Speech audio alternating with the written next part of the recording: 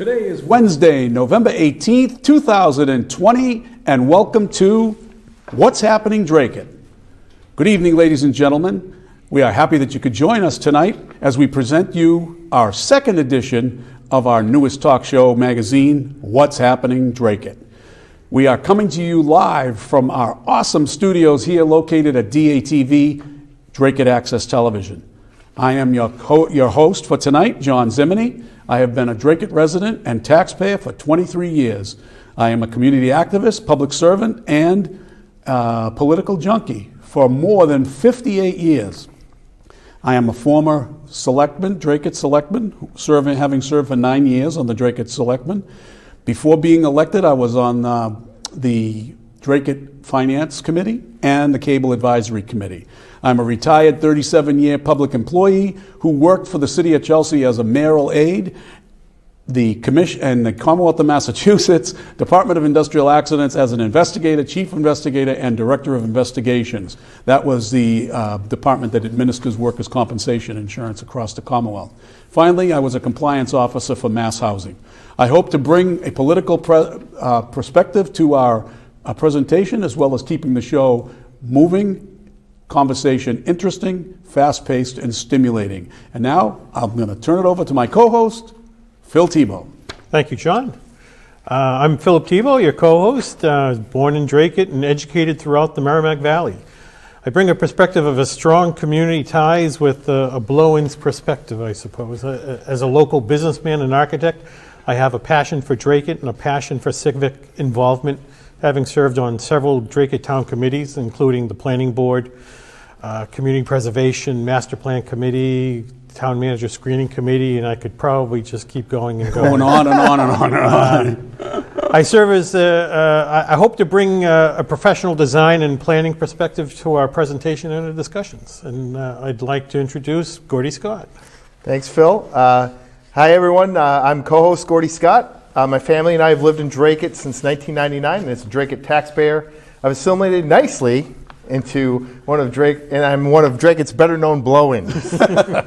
I work in the rear world as a computer operations engineer. My love for Dracut comes from my community involvement in youth and high school sports. I've been an active member of the youth basketball, serving as a coach, board member for 14 years, and the president of Dracut basketball for 7. I've also had the pleasure to coach and referee basketball at the high school and youth levels for 15 years. I'm a former 8-year member of the Dracut Recreation Board, and I will work on school issues and high school sports. We have some stuff for you tonight. And as a parent of a recent Dracut High School graduate, I hope to bring our viewers a certain perspective for our show. What's Happening Dracut is a talk show magazine that we hope will bring you interesting topics with occasional guests and stimulating conversation and debate as we aim to try to keep the rent payers, taxpayers, and businesses in the town of Dracut informed as to what's happening here in Dracut, both politically and civically. You can join us on our Facebook page, live streaming on the internet via dracuttelevision.com or on Comcast Channel 8. You can also join in the conversation by calling us at 978-957-4243. Before we get started, we have a heavy load tonight, but we're going to turn it over to our resident weatherman, Mr. Sean Kelly from Mill City Weather. Take it away, Sean. Hi, John. Thanks for having me on tonight. Here's the forecast starting off with tonight. We're going to drop it down into the teens inside the Merrimack Valley tonight. 16 degrees for us back here in Lowell tonight. And a clear and cold, too. So the big story tonight is going to be the cold weather in place, as we do have that tonight. So again, a little bit below average for this time of year, especially for the overnight lows.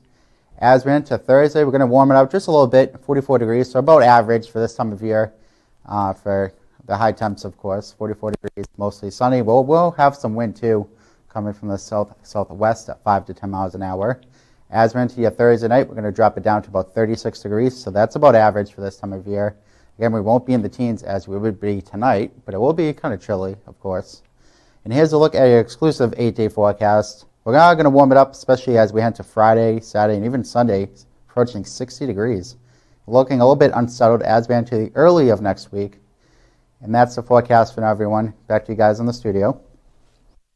That is one heck of a cold.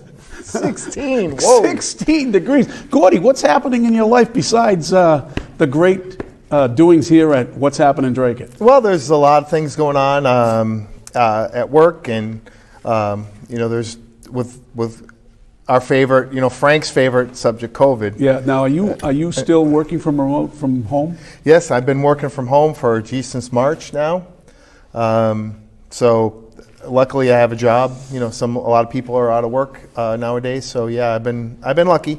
We're going to get to your COVID report in a minute, but I wanted to turn to Phil for a second. Phil, what's happening in your life? I know that you've been kind of busy lately. Very, very busy professionally. Although with the pandemic, certainly the construction industry has really not slowed down, and so that's been keeping me very busy. That's good. Now, for the holiday, what are you going to do for the holiday? Do you plan on having a peaceful protest at home? We're going to be celebrating with some family. I won't give out specific numbers yet, but well, we'll get into that when we get to enjoying talk about COVID, because COVID's getting more on the front burner again, and unfortunately for us, that I think we're going to be facing some rough times going into this, as Joe Biden would say, dark winter.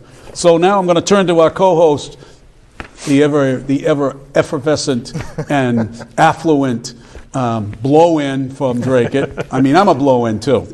So, Gordy, give us your report. All right, thanks, John. Nate, if you could bring up my screen, we're going to go through the COVID numbers. This is a report for November 18th. Not sure why it's doing that. Let me just fix this quickly. Technical difficulties. Well, you know something? That's what happens with live TV, Gordy, unfortunately, right?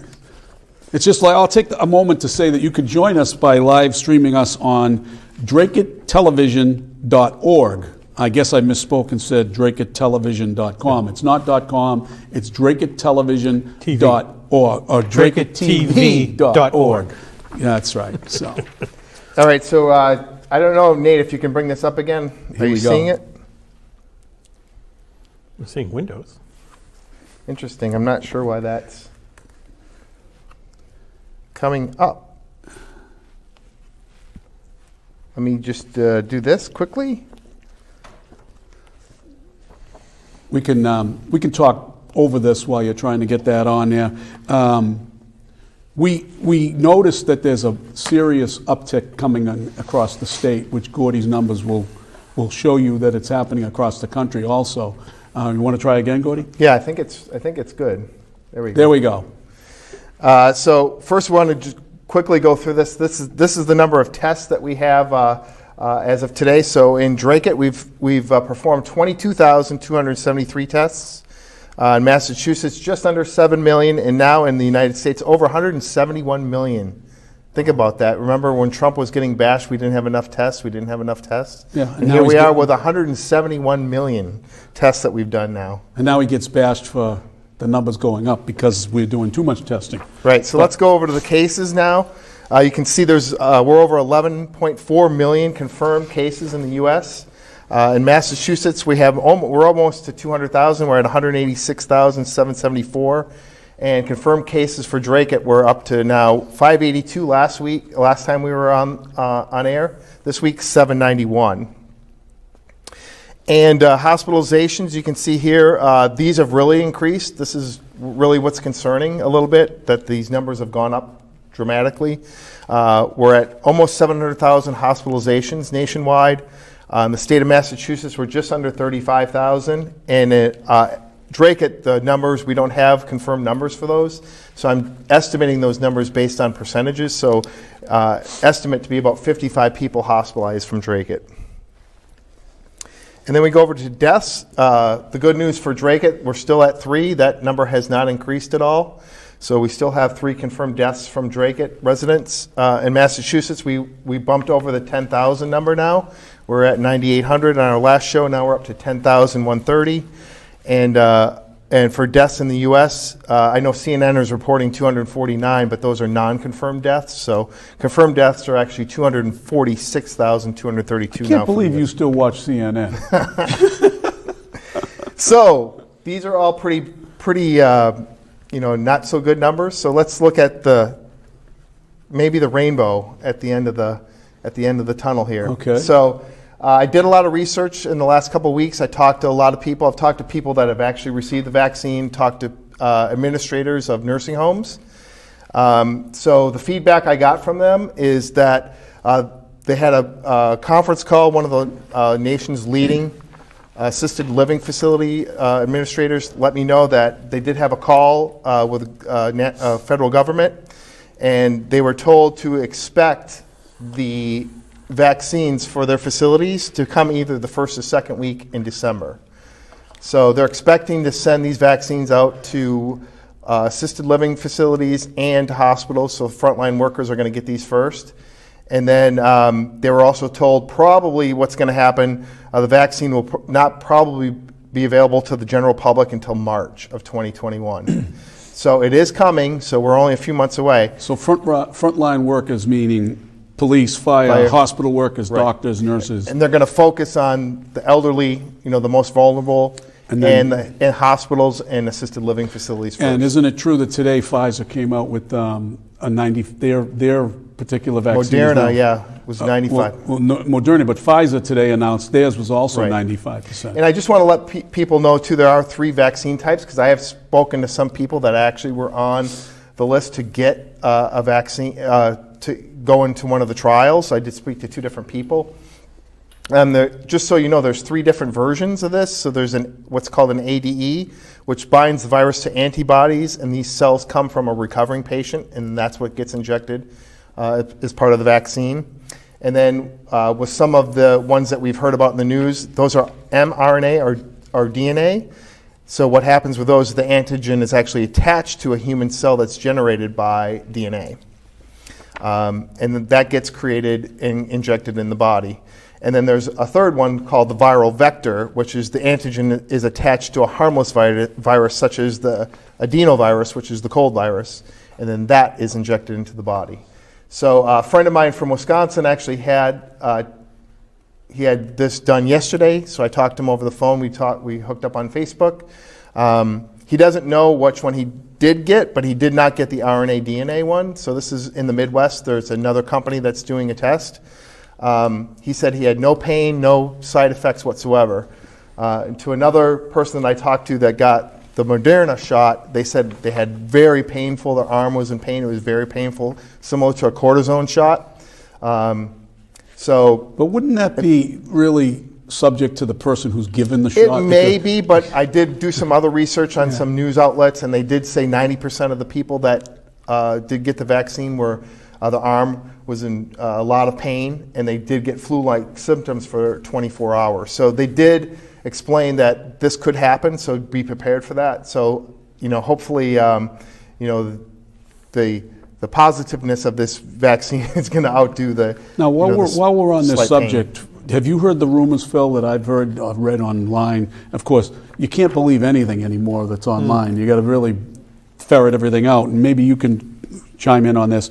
One of the rumors is that one of the vaccines that are being worked on it has what they call nanoparticles of metals in it that can trace you no matter where you are, no matter what you do, and what your temperature is and all that stuff. There's some really weird stuff out there. Have you heard that? Some big brother sort of tech that's going on. Yeah, I have to admit. The conspiracy theorists is out there saying that stuff. I think people have watched too many movies. Thinking that's happening. I'm in the Twilight Zone, of course. Here in Dracut, you can be in the Twilight Zone pretty quickly. So I'm not to make light of the COVID situation and where it's going. So, Gordy, do you feel as though that this will be rapidly deployed to the public, and will the public accept it? Well, I think that's the big question. And I think it's a big part of the media how they're going to be pushing this. The administrator I did speak to, though, said it will be a requirement for the people that live in the assisted living facility. If they do not get it, then they'll be asked to leave. So they are going to be forced, if they want to stay in the assisted living facility, to actually get the shot. So that's one way you can do it. But to the general public, and I think, I've spoken to a few people that work in the healthcare industry, I think they're willing to take it. But my understanding is it's a two-dose vaccine, so you'll get the first dose, and then 3 to 6 weeks later you get the second dose, depending on which vaccine you receive. But after the first dose, you can't remove your mask yet because you could still be a carrier of the virus. You have to wait till you get the second dose before. And speaking of masks, you have a special report on masks later on in the show.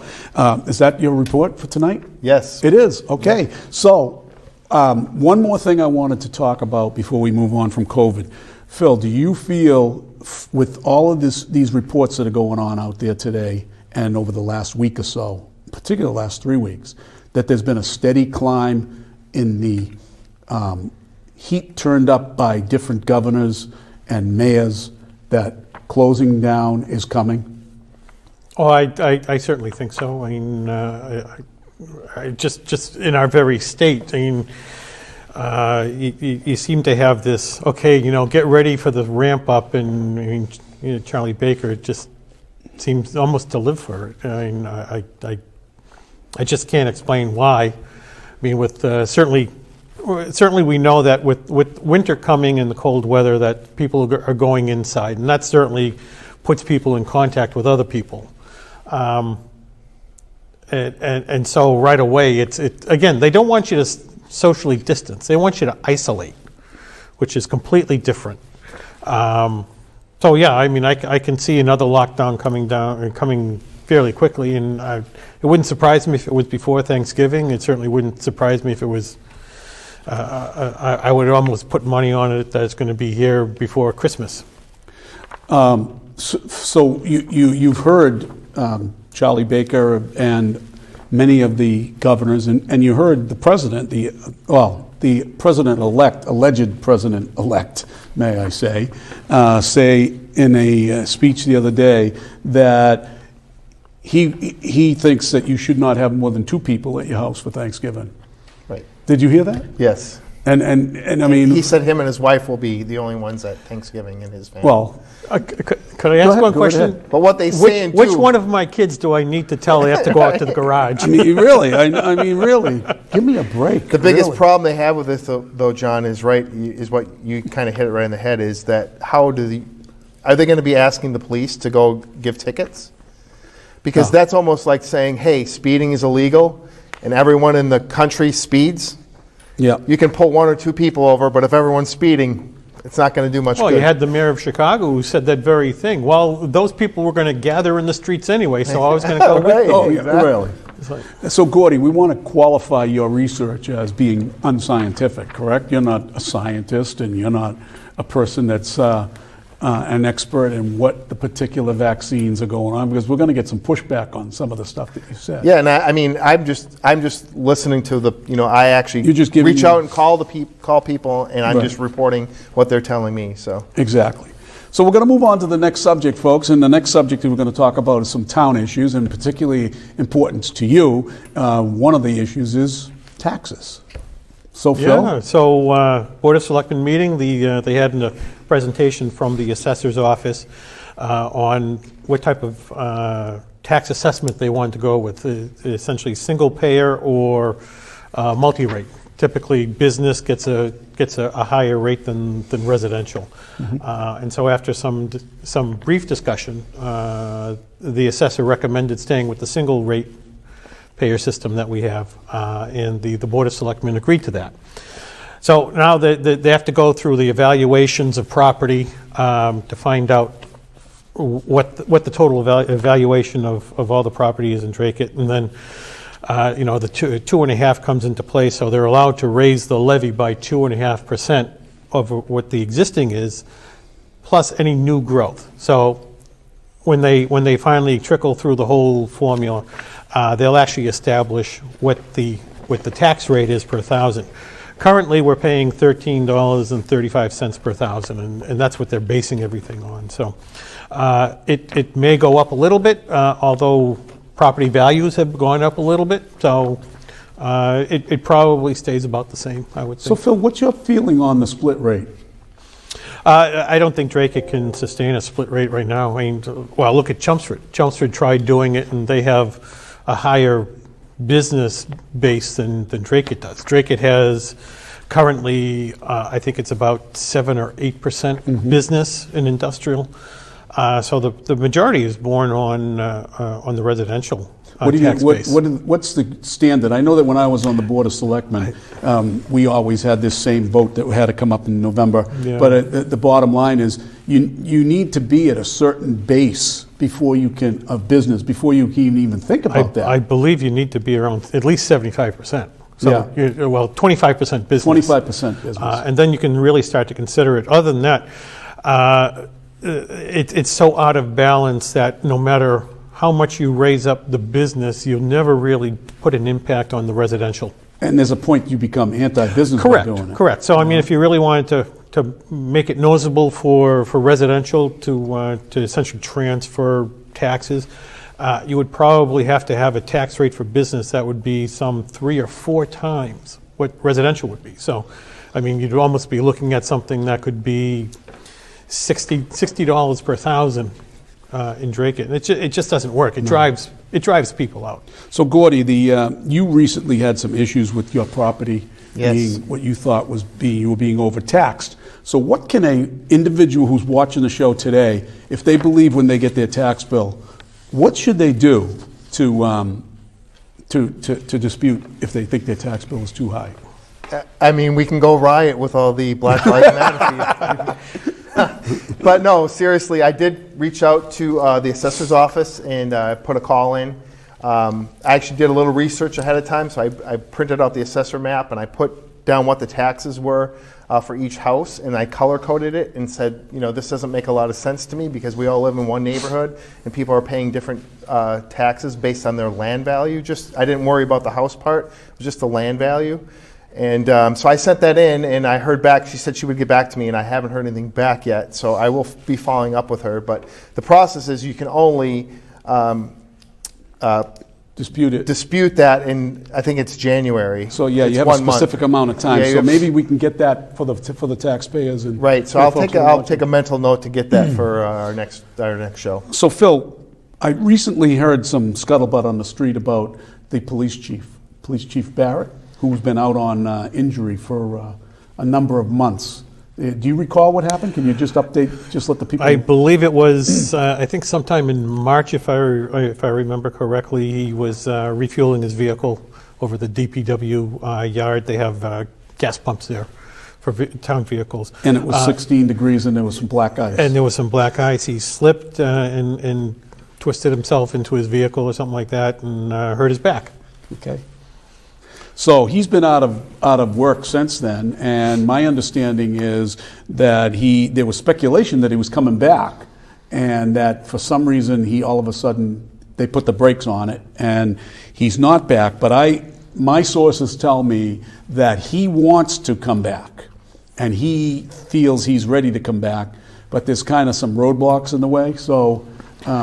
Yeah, I think about a month ago, the Lowell Sun probably indicated that he had been given a doctor's clearance. Now, mind you, take it with a grain of salt. It came from the Lowell Sun, so I'm not sure not sure the veracity of that particular. The Lowell scum, which is good for fish wrapping. Yeah. So whether he has doctor's clearance or whatever reason it is. It was certainly not made clear during a selectman meeting when Acting Chief Chaput had made a presentation to the Board of Selectmen. Yeah, that's a couple of weeks ago. That was a couple of weeks ago. Well, I had something else to ask you. I didn't watch the Dracut Board of Selectmen meeting that's not true. I watched snippets of it, right? But I saw that Mr. Dracut wasn't there. Yeah. Is that because there's only one meeting this month and he gets to take the whole month off because of that? It must be. I have to admit, it seemed to have gone much smoother without him. Yeah. I mean, there was some good, meaningful, I think, conversation between the rest of the selectmen regarding the tax rate, also licensing fees that was being brought up about giving some relief to local businesses of a reduction or elimination of some of the licensing fees that would be going on. So that would be alcohol and game machines and common victuals. Want to bet that? Because I know one person in town, one particular businessman has always thought that that's been a ridiculous in his words, a ridiculous fee. To be honest, I think I'd like to see a reduction or elimination for a brief period for filing fees. So new businesses coming to town where they have to go in front of the planning board or ZBA or Board of Selectmen, that you eliminate those fees. And honestly, those fees aren't all that much, $75 here and there. And but it shows a goodwill, faith effort for a new business coming to town that's saying, hey, we want to work with you. Certainly during this time, it makes some sense to do that. For any business to want to try to do something during these times is difficult. Now, there's also, was discussed during the meeting, I understand that one of the new members of the Board of Selectmen brought up an old issue that's been around for about maybe 15 or 20 years. I know I brought it up when I was on the board back.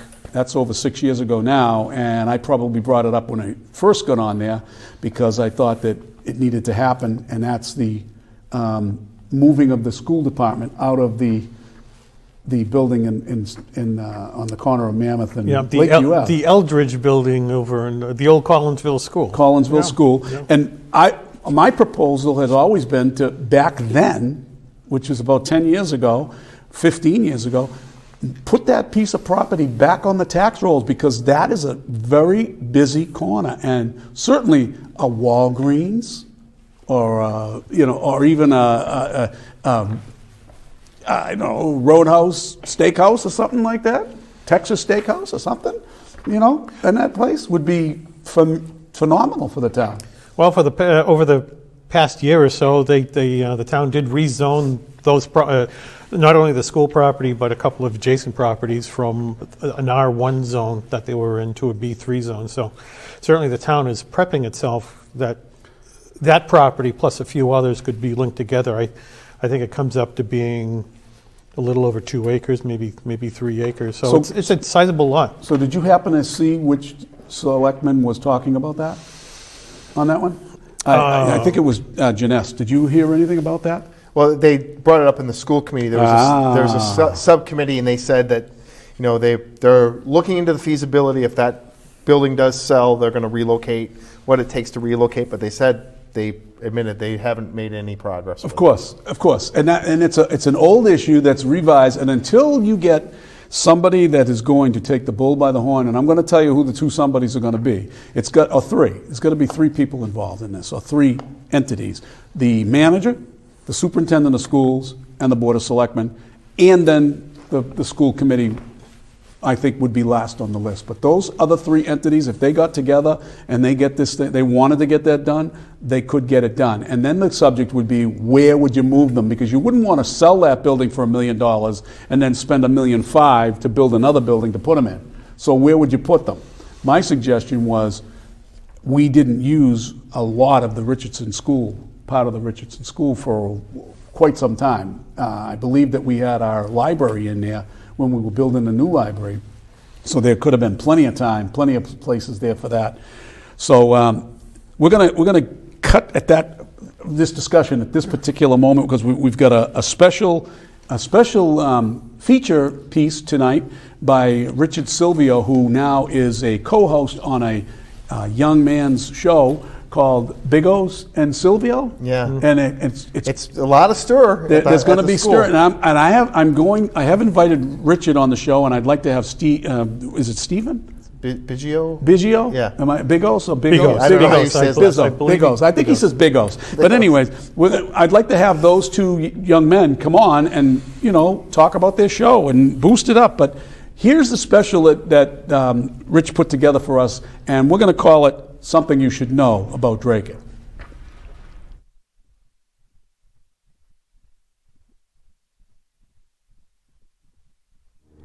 What's happening, Dracut? My name is Richard Silvio. I'm the field reporter for DATV's latest and greatest new television show, What's Happening, Dracut, hosted by former Town Selectman John Zimini. Many of you may instantly recognize the site which I am now located, Veterans Park. Veterans Park has been one of the icons of Dracut, a site where which families have come over the years to escape the heat of New England summers. Well, most of you may also recall that about a year and a half ago, the town faced a pressing issue with both the school and the park. poor drainage that was installed during the original building of both sites led to the sagging of the fields, causing the cancellation of countless football, soccer, and lacrosse games.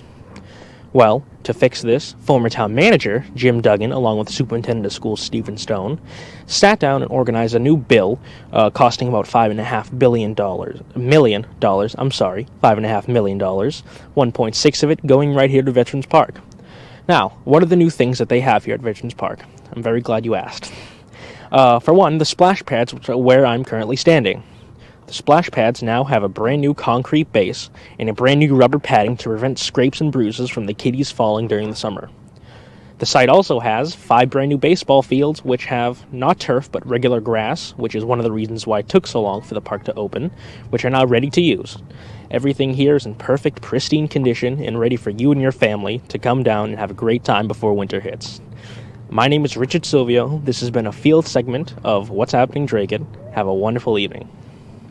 Well, thank you for that, Rich. We're going to try to get him more involved in some of these field things. And Great job. He did a great Excellent. job. Now, some people may say, "Oh, what's that teenage kid doing here? That high school kid? He's a sophomore at Dracut High School. He's very interested in this stuff. He's got a great show on Fridays. I believe it airs at 6 o'clock or something of that nature on Fridays. And him and his co-host do a great job, and they're stirring some interest up." I caught the show on demand from DracutTV.org. Watched the show, and I mean they did not shy away from any topic. They just jumped right into it. It's like, wow.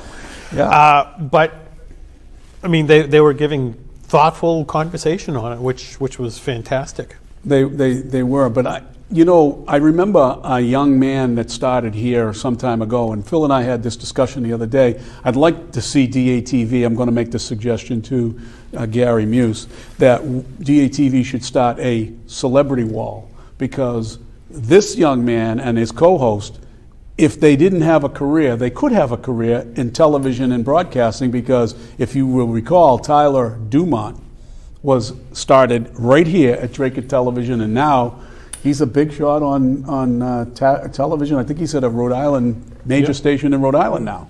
So we're gonna And our own Sean Kelly. and Sean Kelly as another young man he's on his way. He's at Channel 7 doing a lot of stuff, weekend stuff, I think.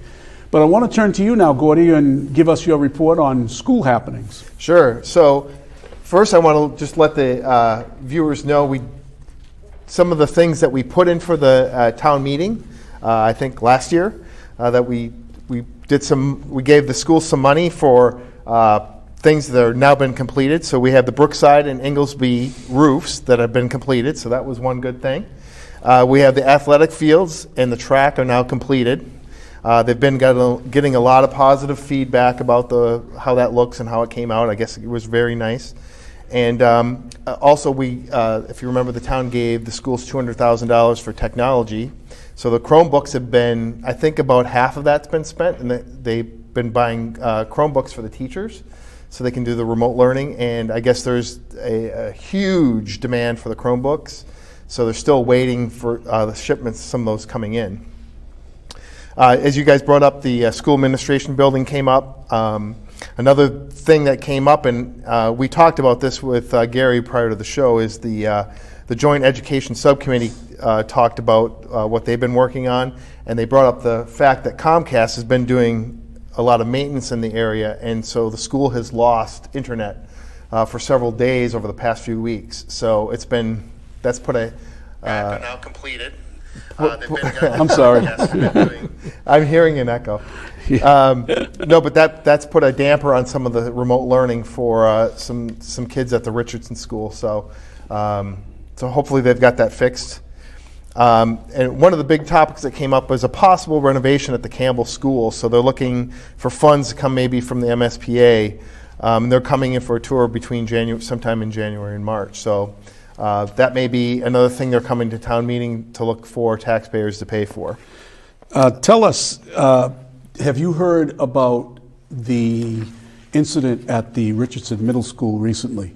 Nope. There was an incident of a threatening message being left in a bathroom at the Richardson School. This happened last Wednesday evening, I believe it was, and a message went out to all of the parents, and it just blew up on the internet on several different pages of the internet, particularly Dracut Parents page. It blew up on Dracut Now. It was they were talking about how there was a substantial threat that was being investigated by the police, but the parents got notice of it but didn't know what the threat was, and they were very upset that some of them did not want to send their kids to school the next day. Did you hear about that at all, Phil? Only afterwards. To be honest, I think we had discussed it briefly after it happened. So I was completely unaware of what it was, again, what the concern is. I know that certainly the police and the administration don't want to just come out and say what it is without actually having some sort of investigation to actually verify some of the particulars of it. So I mean, you are left in the dark somewhat. But here's the kick. From what I heard is that the investigation is somewhat stymied because there wasn't enough evidence left behind, and that people were afraid that it might be something that was pointed at a particular kid or a group or what have you. But I understand the threat was pointed towards a teacher. But I'm not quite sure of that yet, so we will try to get to the bottom of that before the next show, so that we can... Or for that matter, I mean, if we are talking kids, kids certainly do stupid things, and this could just be a stupid joke. Yep. Absolutely. But of course, you still have to react to it, because what if it was serious? If it was serious. Yes. Two more things, John, on the Sure. school. Go right ahead. They also, Mr. Stone also talked about the MIA on the upcoming sports season for the winter. It looks like they're possibly going to be given the green light, which I find it hard to believe, for ice hockey and basketball. However, it's not looking good for track, cheerleading, and wrestling. So they're still trying to get them to be able to maybe practice, but not actually compete. But for ice hockey and basketball, from all what he's heard, is it'll get pushed back maybe a month into January. So hockey is safe and cross country is not. I don't say I necessarily agree with it, but I can give you some information on that, because, as you know, I'm a hockey coach. Yep. Yes. St. John's Prep freshman team, and although the information is coming out very slowly from the MIAA, a lot of it is all geared towards the state health department, and they're coming up with all kinds of guidelines, of course directed by Charlie Baker and what have you, and some of the guidelines haven't been fully implemented or fully vetted out yet, but I do know that they have given us a start date of December 14th, which is a Monday, and that's about a week and a half later than normal, and hopefully we're going to have that started on time, and it's going to be a much different type of a season than you've ever seen. More than likely, some of the guidelines are going to be less travel, less outside your league play. You probably play within your league. No tournaments, no state tournaments. Pretty much like what's going on in the fall season. So I think, and there'll be other things like masks, wearing masks during the game and everything. I don't know how that's going to work out, but we'll see. And the last thing, John, was is if you've driven by the school at all, you'll see that there's tents put up. Those are so that students can go outside, and if you're inside, obviously the coronavirus travel is more likely to get the coronavirus inside than outside. So Mr. Stone said they're going to plan to do that, continue to do that, even as the temperature gets colder. They do have heaters inside the tents, so I guess it's supposed to be warm enough for them. So, but my wife and I walk every day. So as we walk, someone in the neighborhood, I didn't even know the person, actually stopped me and said that some of the teachers are not happy with what's happening at the schools. Okay. I tried to get her on camera, but she didn't want to go on camera because if a teacher has a pre-existing condition, they're concerned about their own health, and I guess they're being forced to teach at school. They've taken that issue to The union is working with Mr. Stone, but I guess he's not budging. And they also wanted me to let the viewers know that the teachers are still working. They're on their second year now without a contract, so they haven't got a raise. They haven't got any new benefits for the last 2 years, so they're still working on that. So the teachers are getting a little frustrated, I think, with because their concerns seem to be falling on deaf ears. So if you have something you wanted to talk about or some issue you want explored by Gordy or by What's Happening Dracut, please contact us and we'll reach out and try to get the information that you're looking for and try to get this information out there to the public so that we can, knowledge is something that you need to have, and people will feel a lot less threatened if they know what's going on and things aren't being hidden. And I'm not saying everything is being hidden, but some things are.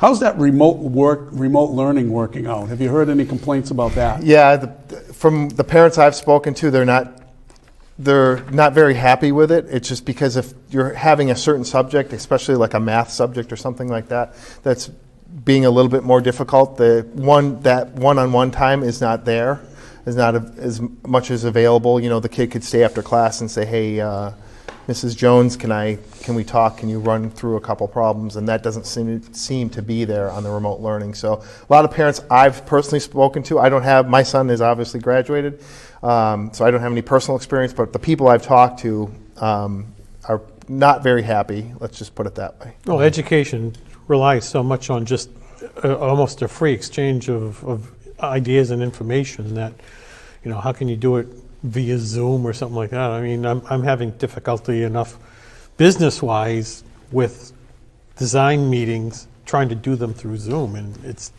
near impossible. And then another issue is one of the teachers I spoke with said, she'll be teaching remotely, and that a young kid will be jumping on the couch up and down, hitting the brother over the head with a baseball bat. And she said she has to be parenting because they said, "Where's your father?" And, "Oh, he's upstairs working from home." Oh, yeah. So, a lot of that from the teacher's standpoint, too, is it's not working out because they're being more of a parent than actually We have teaching. several people online saying hello, Gordy. You're a star. Oh, okay. Julie St. Ange says hello. And Kevin Tully wanted to know how we felt about the vaccine. I think he meant, are we going to take the vaccine when it comes out? I would take it. You would take it right Yes. away? You without hesitation? I would take it. Yeah, we both have a friend who kind of works in the industry, and from what he's saying, I think it's I don't think it's going to be a problem, and I think the problem is going to be try to getting it. Correct. The other thing is, Kevin Tully wanted to know, don't the tents have walls? They do have walls, but I mean, when it's cold outside, it's cold outside. And in the air. But I mean, they do have the doorways open so that air is coming through. And I want to say hello to my friend Trevor Currier. He's a kid from Masconomet High School who's a big Trump supporter, and I wanted to say hello to him. He's watching tonight. So if you keep up, we've got quite a bit of people out there watching us. Hi, Trevor. Hope everything's going well, and I hope you're getting ready for your hockey season. He's a captain on the Masconomet hockey team, and I coach his brother Jimmy. Right now we're going to turn to another special report, ladies and gentlemen, from Gordy Scott, and you're going to find this very interesting. It's all about masks. Gordy? All right, so I went and I did some research about masks because that's the big thing now is every state it seems to be masks are permanent. We're going to need to wear masks for the foreseeable future. So just wanted to give you a little bit of information. This is going to come at you quick. I have a video here to put up, but it's a couple minutes long, and it's going to tell you about what you should be doing with masks and what you shouldn't be doing with masks. So watch this.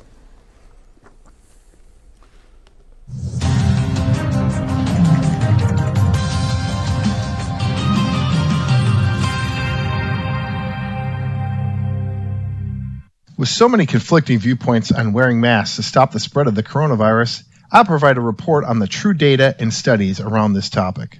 First, some say the science is clear. Face masks can prevent coronavirus transmission and save lives. A preliminary analysis of 194 countries found that places where masks weren't recommended saw a 55% weekly increase in coronavirus deaths per capita after their first case was reported. Compare that with 7% in countries where cultures or guidelines supported mask wearing. Even the CDC has concluded that, quote, the filtration, effectiveness, fit, and performance of cloth masks are inferior to those of medical masks and respirators. Another study from the high-impact medical research journal BMJ argues that Mask for All is not based on sound data. In another study, the Center for Infectious Disease and Research and Policy agreed that the data supporting the effectiveness of a cloth mask or face covering is very limited. In general, there are 3 types of commonly used disposable masks. They are single-use face masks, surgical masks, and respirators. N95 is a mask rating. PM 2.5 refers to a particulate matter, or fancy way of saying pollution particles that are in the air. The 2.5 refers to the size of these particles as being 2.5 microns or smaller. So how do we understand these mask ratings? Well, 3 randomized studies have found that surgical masks are just as effective as N95 masks at preventing virus transmissions. They hypothesize that the main reason for this is that any mask can reduce the hand-to-face contact. So the bottom line here is this. Medical grade style masks, that is respirator, N95, and surgical masks, are shown to be highly effective. Cloth masks offer only a small amount of protection, but their real value is preventing direct hand-to-mouth contact, which is the leading cause of virus spread. That's this week's report. For What's Happening Dracut, I'm Gordy Scott. Great job, Gordy. That's a great job, huh? So basically, as I said in the report, people think they're safe when they wear a cloth mask. And that's why people they're going out and, not social distancing. Social distancing is really the best thing you can do to prevent spread. And we are social distancing. We are social distance. So the thing is don't have a false sense of security by wearing a cloth mask. It's just not going to protect you. Again, what I said is, you're touching surfaces and then you're putting your hand to your mouth, you're eating something, you're blowing your nose. All that virus gets on your hands and then gets to your face, and then that's how you get the virus. So cloth masks, I can't say they don't work, but they're very, very low effectiveness, other than to stop things getting into your mouth, nose and mouth. So what's your thought on that, Phil? Well, it brings up to mind, wearing a seatbelt, and you think you can drive faster now. Right. Yeah, exactly. So I mean, it could very well be the same thing. So yeah, it's still be very cognizant of what you're doing, and certainly I can see how any mask, anything in front of your face, will help prevent you from touching your face. I think when masks were first mandated, people were doing adjustments, but I think they've become so accustomed to wearing them now that that's somewhat eliminated. Well, I think if Dr. Fauci has his way and President-elect Biden has his way, there'll be a mandatory mask coming very shortly, and you'll be wearing them well into the future. Me, I wear it when I'm out and when I'm in crowds. I social distance as much as possible, in shopping centers and what have you. But the thing feels too confining to me, and I feel like I get a sore throat from it after wearing it for a little period of time. It might be psychological, and people think I'm a psycho anyway. As you know, my wife works at the hospital. Yeah. She wears a surgical mask every day. She comes home every day, blows her nose, and she has a bloody nose every single day. See that? So it's one other thing I will tell the public that is, if you do wear a mask, if you're wearing a cloth mask and you go out to a grocery shop and you come home, first thing you should be doing is taking that mask off, put it in soap and water, put it in the laundry, and then wash your hands or use antibacterial soap or. So the person who has 17 of these masks hooked on their car steering wheel. Worst thing you can do. I mean, it makes I see it every day. If you go out and you're in public and you're interacting with people and you have a cloth mask, the best thing to do is when you get home, take it off immediately. Either wash it in soap and water, put it in the hamper and get it washed as soon as you can, and wash your hands. So Sean Demers, he's watching us tonight, and I know Sean had a little hospital stay recently. I hope you're doing better, Sean. And we send you our prayers and thoughts, and hopefully you're getting well again. And we look forward to talking to you soon. We also have other people watching us here tonight, and there's quite a crowd out Excellent. here. So we have about 8 minutes left, and if you want to care to jump in on the conversation here, if you have a comment you'd like to make, you can call us at 978-957-4243 and join into the conversation. Or if you want to give us money and you want to yeah, send us some money too. We wanted to talk a little bit about national politics and some other stuff we're going to get into because we got about 8 minutes left. But I wanted to talk briefly about one of the tragedies of our this COVID-19 situation is that we're not able to do a lot of things that we would like to be doing coming into the holiday season. For instance, we'd love to be able to go to a homeless shelter and help serve meals or bring a meal to some homeless person or bring meal or donate to a homeless shelter or donate to a foundation like the Manolis Foundation, which is Dracut House of Pizza. They do a tremendous amount of work in the town and in the area of raising money and funds and then putting together a food drive to deliver turkey dinners to needy families throughout our area. And unfortunately this year, they can't do it. They've canceled it. So some of the things that I'd like to see us try to do a little bit extra with is to try to do a little bit extra this year towards getting some food to the food pantry by allowing, go to a local fire station and drop off some food, or maybe buy a turkey dinner that's prepackaged. I know Hannaford's used to do that, and sometimes the Stop and Shop and Market Basket puts together a small $25 or something like that, or just get a gift certificate or something and bring it down to the food pantry. So hopefully we can put that word out and try to get something on that. So I wanted to do a little bit of an update, Phil. We've got about 6 minutes left, and I wanted a little bit more time to do a little update on what's going on here at Dracut Access Television. And I wanted to say that Dracut Access Television is a private concern. It's a private nonprofit corporation that has been somewhat taking a bash from members of the Board of Selectmen and from the political community because one particular show that has been around for a while was out there putting out stuff that they didn't like. Yep. And free speech is one thing that the Dracut Connection, the Dracut What's Happening Dracut, as well as Dracut TV, we don't do anything to suppress free speech. That's correct. There's one of within the contract that the town of Dracut has with Comcast to create essentially this Access Corp was that there'd be no censorship at all. So, right, and I mean, Joe DeRocco had been taken off on you and I and a few people over the course of the last 11, 12 months. Every single meeting, and I was about ready to go, and I was going to do it this month, but then I found out there's only one Board of Selectmen meeting this month, and I was going to go and speak to how he has been talking about my reputation and stuff, and I was going to talk during that. I guess you get 3 or 5 minutes to talk to the board, and I was going to tell him how I felt about my name being pushed every meeting, which is fine, but I hope now that he pushes What's Happening Dracut when he does it, because but I wanted to talk briefly about our nemesis, our former friend, the illustrious and volcanic Brian Bond. Have you seen the latest thing he pulled? I have not been paying attention to him. The latest bad behavior of Mr. Bond.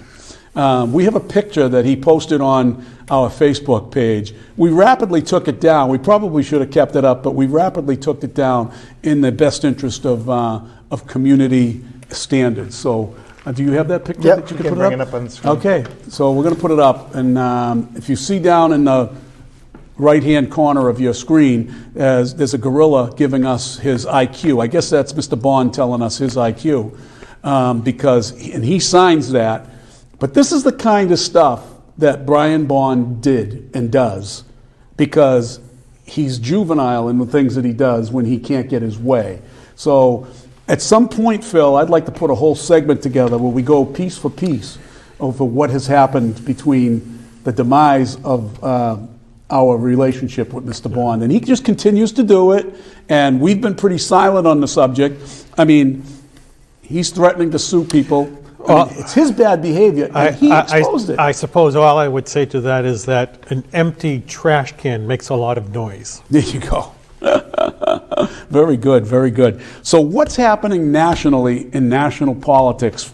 Tell us a little bit of your thoughts, Gordy, on what is going to happen with this election. Is it going to be overturned? Is it going to end up at the Supreme Court? I don't think so. Unfortunately, I'm a big Trump fan, as people know. But I just don't think it's going to go anywhere. We saw in Georgia recently 5,000 votes weren't counted. Trump was down by 14,000. Now it's 12,000.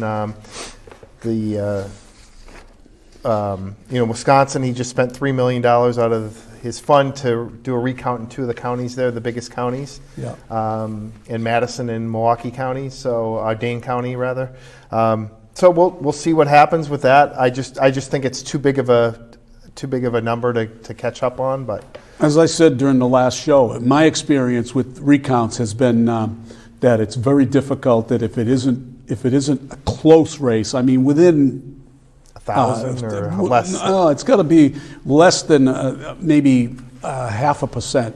That it's hard to overturn that, especially with machines now. The biggest thing with the machines will be software glitches or software problems that may be exposed, switching of votes and things of that nature. What's your feeling on that, Phil? Oh, it's a long hill for Trump to climb. I mean, back in I think it was 2000 with Bush and Gore. I mean, you're talking about one state, Florida, and even within the one state, I think it was maybe 2 counties that they were really concentrating on. Here you're talking, Trump would need to flip 3 states and the number of counties, and I just don't think it's possible with the numbers that are there. Yeah, I don't either, and I think at some point there'll be a realization. The only thing that's going to happen is if there is a software problem, and if you watch some of the news outlets, what's the attorney's name that's been out shouting some of the stuff with this Dominion software that might be a problem with switching votes? I don't know who it is, but I don't think that's true. But. Yeah. Trevor Currier wants to know here's a funny, this is going to be a funny question. Trevor says, who doesn't live in Dracut, he says, is Bond a selectman in Dracut? No. Oh, Trevor, that's part of his problem. He'll never be a selectman in Dracut, nor will he ever be anything really substantial. And I think, John, the only solution to that whole problem is I think they need to do voting online. Voting online? I mean, everyone has a bank account. Everyone does banking online now, and if you don't have a computer and you can't get there, then you go to the polls like you always did. But I'm not so sure I favor that either. But you know something, ladies and gentlemen? They need to start now if they want to do that. They need to start and get that set up. You know something? Our hour has gone by. It's amazing how fast the hour flies by. So, Gordy, take it away. Close us out. Ladies and gentlemen, thanks for watching. We appreciate you watching our new show. This is our 2nd episode, so we're pretty excited. We'll be back in 2 weeks. We have Thanksgiving next week. We'll be back in 2 weeks. And remember, when it's Wednesday night and it's 7 o'clock, it's What's Happening Dracut. Good night.